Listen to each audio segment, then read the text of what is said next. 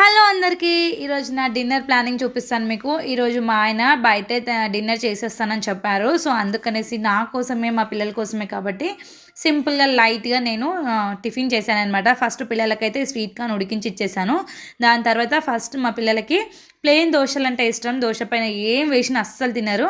అప్పుడప్పుడు కొంచెం షుగర్ వేసి ఇస్తానమాట. షుగర్ దోశలు చాలా బాగుంటాయి. సో నా కోసం వచ్చేసి అయితే హెల్దీ దోశ అనమాట. నాకు ఏదైనా నచ్చిందంటే దాన్ని రిపీట్ చేసి అదే తింటుంటాను, బోర్ కొట్టిన దాకా అంతేనమాట. సో ఇలా దోశ చేసుకుంటే నాకు చాలా ఇష్టం. అంటే కొద్దిగా పచ్చిమిర్చి, కొత్తిమీర, కరివేపాకు కూడా వేసుకోవచ్చు. అండ్ ఆనియన్, క్యారెట్ వేసుకొని బాగా కలుపుకొని దోశ వేసుకుంటే భలే ఉంటుంది. అండ్ కొంచెం మందంగా వేసుకోండి. పల్చగా కావాలి అంటే వాటర్ ఎక్కువ వేసేసుకొని దోశ పిండిలో కొంచెం లిక్విడ్గా వేసుకున్నారంటే దోశ సూపర్ ఉంటుందన్నమాట.